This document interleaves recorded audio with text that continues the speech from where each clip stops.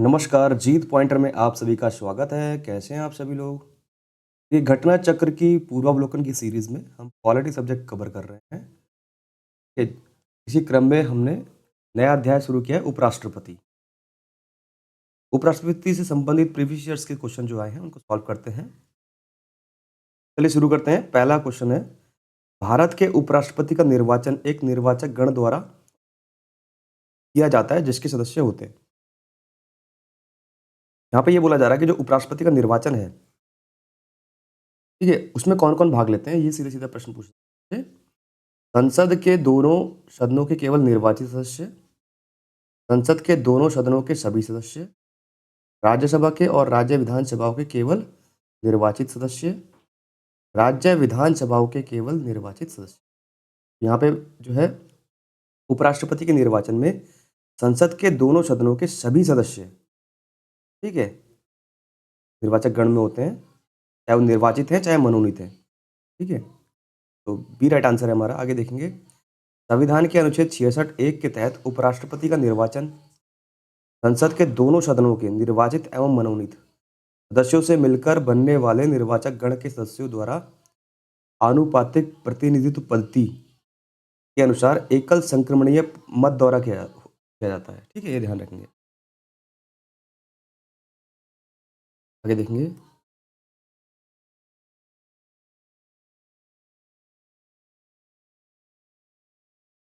प्रश्न संख्या 2, भारत के उपराष्ट्रपति निर्वाचित होते हैं। भारत के उपराष्ट्रपति जो है किसके द्वारा निर्वाचित किए जाते हैं? ये बोला गया है जनता द्वारा, निर्वाचक मंडल द्वारा जो राष्ट्रपति को निर्वाचित करता है, संसद के दोनों सदनों के सदस्यों द्वारा या राज्य के विधानमंडलों द्वारा। देखिए, जनता के द्वारा उपराष्ट्रपति जी का निर्वाचन नहीं होता है, निर्वाचक मंडल द्वारा जो राष्ट्रपति को निर्वाचित करता है, ये भी गलत है। ठीक है, क्योंकि राष्ट्रपति जी के निर्वाचक मंडल में संसद के मनोनीत सदस्य भाग नहीं लेते हैं, जबकि उपराष्ट्रपति जी के निर्वाचक मंडल में सभी सदस्य भाग लेते हैं। संसद के दोनों सदनों के सदस्यों द्वारा किया जाता है, सभी सदस्य भाग लेते हैं। ये राइट आंसर होगा।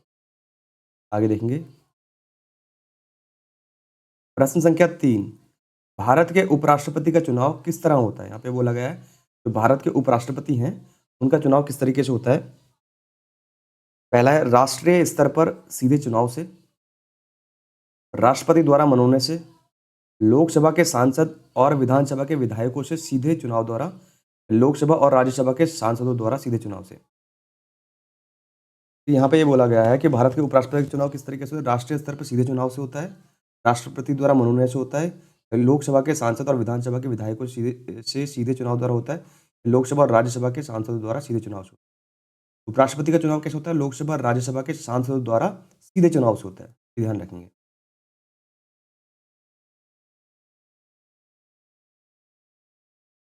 प्रश्न संख्या 4, निम्नलिखित में से कौन भारत के उपराष्ट्रपति का निर्वाचन करता है? फिर से यहाँ पे बोला गया है कि भारत के उपराष्ट्रपति का निर्वाचन कौन करता है? ठीक है, लोकसभा के सदस्य, राज्यसभा के सदस्य, विधानसभाओं के सदस्य या विधान परिषदों के सदस्य। तो उपराष्ट्रपति के निर्वाचन में केवल लोकसभा के सदस्य और राज्यसभा के सदस्य भाग लेते हैं, ये ध्यान रखेंगे। ये राइट आंसर होगा। आगे देखेंगे,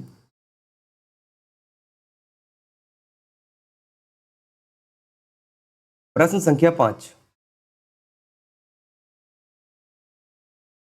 निम्नलिखित कथनों पर विचार कीजिए, इन कथनों में से कौन सा जैसे सही है? ठीक है, पहला है राष्ट्रपति की तरह उपराष्ट्रपति का चुनाव भी अप्रत्यक्ष होता है। ठीक है, यहाँ पे बोला गया है कि जो राष्ट्रपति का चुनाव है वो उपराष्ट्रपति का चुनाव भी अप्रत्यक्ष होता है। ठीक है, बिल्कुल सही है पहला कथन। राज्य की विधायकों के सदस्य दोनों के चुनाव में महत्वपूर्ण भूमिका निभाते हैं, ऐसा नहीं है कि उपराष्ट्रपति में विधानसभा के निर्वाचित सदस्य भाग लेते हैं, राष्ट्रपति के निर्वाचक गण में, उपराष्ट्रपति के निर्वाचक गण में केवल लोकसभा और राज्यसभा भाग लेते हैं। दूसरा गलत है, केवल ए सही है। यहाँ देखेंगे, राष्ट्रपति की तरह उपराष्ट्रपति का चुनाव भी अप्रत्यक्ष होता है। इनके चुनाव में जनता प्रत्यक्ष भाग नहीं लेती है, ये ध्यान रखेंगे। इनके चुनाव में जनता प्रत्यक्ष भाग नहीं लेती है। राष्ट्रपति के चुनाव में लोकसभा, राज्यसभा, राज्य विधानसभा तथा दिल्ली एवं पुडुचेरी विधानसभा निर्वाचित सदस्य शामिल होते हैं, ये ध्यान रखेंगे। जबकि उपराष्ट्रपति के चुनाव में लोकसभा एवं राज्यसभा के निर्वाचित एवं मनोनीत दोनों ही सदस्य भाग लेते हैं, ठीक है। राष्ट्रपति एवं उपराष्ट्रपति दोनों का निर्वाचन आनुपातिक प्रतिनिधित्व पद्धति के अनुसार एकल संक्रमण मत द्वारा होता है तथा ऐसे निर्वाचन में मतदान गुप्त होता है, ये ध्यान रखेंगे। आगे देखेंगे। प्रश्न संख्या 6, नीचे दो वक्तव्य दिए गए हैं, एक को कथन ए कहा गया है, दूसरे को कारण आर कहा गया है, ठीक है। कथन ए, कोई व्यक्ति उपराष्ट्रपति निर्वाचित होने का पात्र तभी होगा जब वह राज्यसभा का सदस्य होने के लिए अहिर्त है। यहाँ पे जो है कहा जा रहा है कि कोई व्यक्ति उपराष्ट्रपति निर्वाचित होने के लिए पात्र तभी होगा जब वह राज्यसभा का सदस्य होने के लिए अहिर्त है। बिल्कुल सही है। उपराष्ट्रपति के निर्वाचन होने की जो योग्यताएं हैं, भारत का नागरिक हो, 35 वर्ष की आयु पूरी कर चुका हो और राज्यसभा का सदस्य बनने की योग्यता रखता हो, तो ये पहला कथन सही है। उपराष्ट्रपति राज्यसभा का पदेन सभापति होता है, ये भी सही है। कारण आर सब बिल्कुल सही बात है। तो कारण आर जो है ए का सही स्पष्टीकरण करता है, क्योंकि उपराष्ट्रपति राज्यसभा का क्या होता है, पदेन सभापति होता है। ये राज्यसभा की योग्यता होना जरूरी है, ठीक है। तो ए सही है, दोनों ए और आर सत्य हैं, आर ए का मान्य स्पष्टीकरण है। आगे देखेंगे। प्रश्न है, राज्यसभा का सभापति कौन है? तो राज्यसभा का सभापति कौन होते हैं? उपराष्ट्रपति जी होते हैं। आगे देखेंगे।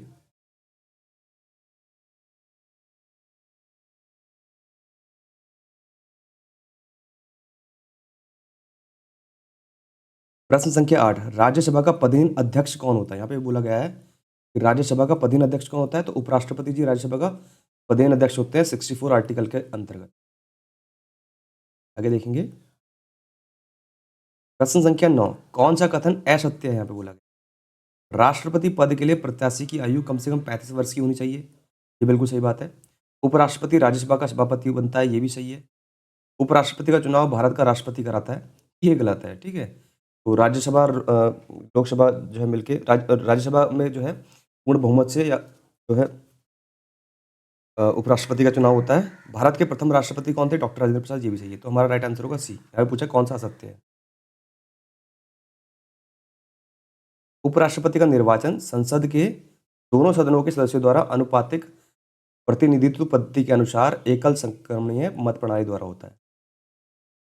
आगे देखेंगे। प्रश्न संख्या 10, उपराष्ट्रपति से संबंधित निम्न कथनों में से कौन से सही नहीं है? यहाँ पे बोला गया, ठीक है। ये बोल रहे हैं कि उपराष्ट्रपति से संबंधित निम्न कथनों में से कौन सा सही नहीं है, देख लेते हैं। पहला कथन है, उपराष्ट्रपति बनने के लिए व्यक्ति के पास जनता के सदन के सदस्य निर्वाचित होने की योग्यता है। जनता के सदन, यहाँ पे बोला गया जनता के सदन मतलब लोकसभा की बात की जा रही है, ठीक है। तो ये तो गलत होगा, क्योंकि जनता के सदन की बात की जा रही है ना। कौन सा सही नहीं है? हाँ, तो जनता का सदन बोला जाता है लोकसभा को, लेकिन राष्ट्रपति उपराष्ट्रपति के लिए की योग्यताओं में राज्यसभा का जो है सदस्य निर्वाचित होने की योग्यता होनी चाहिए, किस राज्यसभा का, ठीक है। तो ये जनता का सदन लोकसभा की बात की जा रही है, बिल्कुल गलत होगा। यहाँ पूछा है कौन सा गलत सही नहीं है, तो ए 1 हमारा राइट होगा। आगे देखेंगे। किसी राज्य की विधायिका का सदस्य इस पद के लिए उम्मीदवार हो सकता है, ठीक है। बिल्कुल सही है। विधायिका का मतलब कोई राज्यसभा की बात की जा रही है, कोई सदस्य इस पद के लिए उम्मीदवार हो सकता है, तो ये सही है, लेकिन प्रश्न के अनुसार गलत हो जाएगा। आगे देखेंगे। आगे देखेंगे 3, उपराष्ट्रपति के पद का कार्यकाल उतना ही होता है जितना राष्ट्रपति का, ये बिल्कुल सही बात है, लेकिन असत्य पूछा है तो ये प्रश्न के अनुसार गलत हो जाएगा। उसको एक औपचारिक महाभियोग द्वारा पद से हटाया जा सकता है, ये गलत है, ठीक है। ये बात गलत है, लेकिन असत्य पूछा है प्रश्न के अनुसार, ये सही होगा। तो 1 और 4 हमारे राइट आंसर होगा, जो कि सी ऑप्शन में है, 1 तथा 4। उपराष्ट्रपति बनने के लिए आवश्यक है कि व्यक्ति के पास राज्यसभा का सदस्य निर्वाचित होने की योग्यता हो, और इस प्रकार कथन एक गलत है, क्योंकि उपराष्ट्रपति को राज्यसभा में प्रस्तुत एवं सामान्य बहुमत से पारित संकल्प जिसमें लोकसभा सहमत हो से हटाया जा सकता है, ठीक है, महाभियोग द्वारा नहीं, क्योंकि औपचारिक महाभियोग में विशेष बहुमत की आवश्यकता होती है। आगे देखेंगे।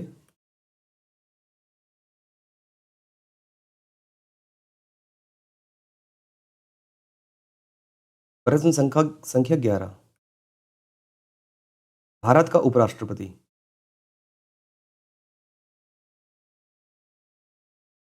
यहाँ पे ऑप्शन दिए, भारत का द्वितीय उच्चतम प्रतिष्ठित पदधारी है। ठीक है, बिल्कुल। राष्ट्रपति के बाद क्रमवार में उपराष्ट्रपति जी आते हैं। तो द्वितीय उच्चतम पदधारी कौन हुए? उपराष्ट्रपति हुए, ये सही है। उपराष्ट्रपति के पास पद से संबंधित कोई औपचारिक कार्य नहीं है, बिल्कुल। यानी उपराष्ट्रपति से संबंधित, उपराष्ट्रपति का जो पद है उससे संबंधित कोई औपचारिक कार्य नहीं है उनके पास, बस पद मिला हुआ उपराष्ट्रपति का, ये भी सही होगी। राष्ट्रपति की अनुपस्थिति में उसके कार्यों का निर्वहन कौन करते हैं? उपराष्ट्रपति करते हैं, यही बात सही है। राष्ट्रपति की पदत्याग, अपदस्थीकरण अथवा मृत्यु के चलते राष्ट्रपति के रूप में कार्य कौन करता है? उपराष्ट्रपति जी करते हैं, बिल्कुल सही है। चारों ही ऑप्शन सही होंगे, सभी चारों। आगे देखते हैं।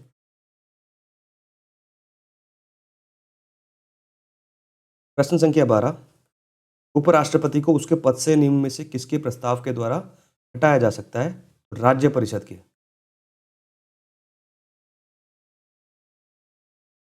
उपराष्ट्रपति को उसके पद से निम्न में से किसके प्रस्ताव द्वारा हटाया जा सकता है? राज्य परिषद के, ये ध्यान रखेंगे।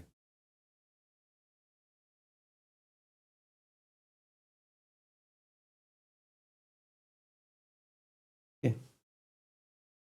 अनुच्छेद 67 ख के अनुसार उपराष्ट्रपति को राज्य परिषद अथवा राज्यसभा के ऐसे प्रस्ताव के द्वारा अपने पद से हटाया जा सकता है जिसे राज्यसभा के तत्कालीन समस्त सदस्य के बहुमत ने पारित किया हो, और जिसमें सिर्फ लोकसभा की हो, सहमति हो लोकसभा की। किंतु इस खंड के प्रयोजन के लिए कोई प्रस्ताव तब तक प्रस्तुत नहीं किया जाएगा जब तक कि उस संकल्प को प्रस्तावित करने की आशय की सूचना कम से कम 14 दिन पूर्व दे दी गई हो। ठीक है, 14 दिन पहले जैसे राष्ट्रपति जी को सूचित करना होता महाभियोग के लिए, वैसे ही उपराष्ट्रपति जी को सूचित करना होगा 14 दिन पहले। आगे देखेंगे। प्रश्न संख्या 13। भारत के उपराष्ट्रपति को पदच्युत करने संबंधी प्रस्ताव प्रस्तावित किया जा सकता है केवल राज्यसभा में, ये ध्यान रखेंगे। ठीक है।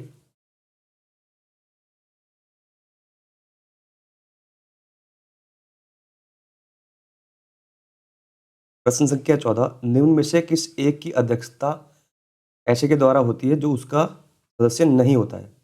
तो राज्यसभा। ठीक है, राज्यसभा का सदस्य नहीं होते हैं उपराष्ट्रपति, सिर्फ अध्यक्षता करते हैं, ये ध्यान रखेंगे। बस योग्यता होनी चाहिए राज्यसभा का सदस्य बनने की उपराष्ट्रपति जी की। राज्यसभा की अध्यक्षता उपराष्ट्रपति द्वारा की जाती है, परंतु वे राज्यसभा का सदस्य नहीं होते, ये ध्यान रखेंगे।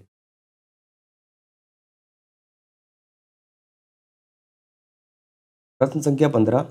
नीचे 4 युग्म दिए गए हैं, जिनमें से वह सही युग्म बताइए जिसके दोनों महानुभाव उपराष्ट्रपति बनने से पूर्व राजदूत और उच्चायुक्त के पद पर रहे हैं। तो ऐसे कौन से 2 व्यक्ति हैं जो राजदूत के पद में रहे हैं?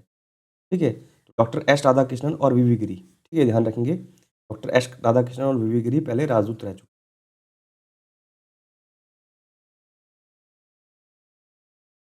प्रश्न संख्या 16। निम्नलिखित में से किसने भारत के उपराष्ट्रपति का पद संभाला है? ठीक है, तो उपराष्ट्रपति कौन-कौन रहे हैं इसमें? एक तो रहे मोहम्मद हिदायतुल्लाह, जो सुप्रीम कोर्ट के जज भी रहे हैं, और शंकर दयाल शर्मा।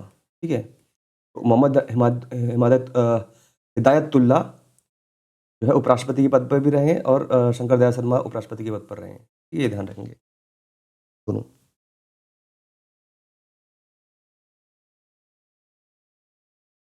प्रश्न संख्या 17। निम्नलिखित कथनों में से कौन सा सही नहीं है पूछा गया? कौन सा सही नहीं है? पहला है, संविधान संशोधन विधेयक संसद के दोनों सदनों द्वारा अलग-अलग विशेष बहुमत से पारित होना चाहिए। ठीक है, संविधान संशोधन जो विधेयक आता है वो संसद के दोनों सदनों द्वारा अलग-अलग विशेष बहुमत से पारित होना चाहिए। सर्वोच्च न्यायालय में संविधान संबंधी मामलों की सुनवाई कम से कम 5 न्यायाधीशों द्वारा की जाती है। जो सर्वोच्च न्यायालय में जो संविधान संबंधी जो है सुनवाई की जाएगी, वो कम से कम 5 न्यायाधीश होने चाहिए उसमें। दूसरा कथन ये कह रहा है। ठीक है, देख लेते हैं आगे।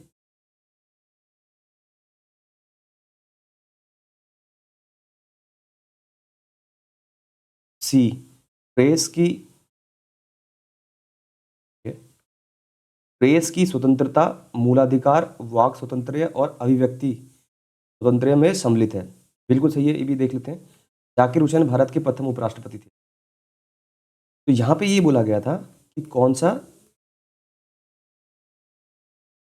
सही नहीं है, ठीक है। तो ए सही होगा, ठीक है, क्योंकि जो संविधान संशोधन विधेयक होता है वो लोकसभा राज्यसभा में अलग अलग बहुमत से पारित होना चाहिए। तो ए सही है। सर्वोच्च न्यायालय में संविधान संबंधी जो भी मामले होंगे उनमें कम से कम 5 न्यायाधीश होने चाहिए, ठीक है, सुनवाई करने के लिए, ये भी सही है, ठीक है। यहाँ पे नहीं है पूछा है। और यहाँ पे बोला है सी प्रेस की स्वतंत्रता मूलाधिकार वाक स्वतंत्रता के अंतर्गत आती है, बिल्कुल सही बात है। ये किसके अंतर्गत आती है? वाक स्वतंत्रता, प्रेस की स्वतंत्रता 19 में, ठीक है। और जाकिर हुसैन भारत के प्रथम उपराष्ट्रपति नहीं थे, ठीक है। डॉक्टर एस राधाकृष्णन जो है भारत के प्रथम उपराष्ट्रपति रहे, ठीक है, और दूसरे राष्ट्रपति।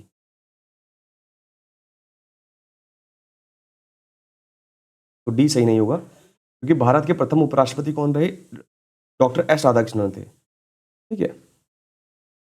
दूसरे उपराष्ट्रपति कौन थे? डॉक्टर जाकिर हुसैन।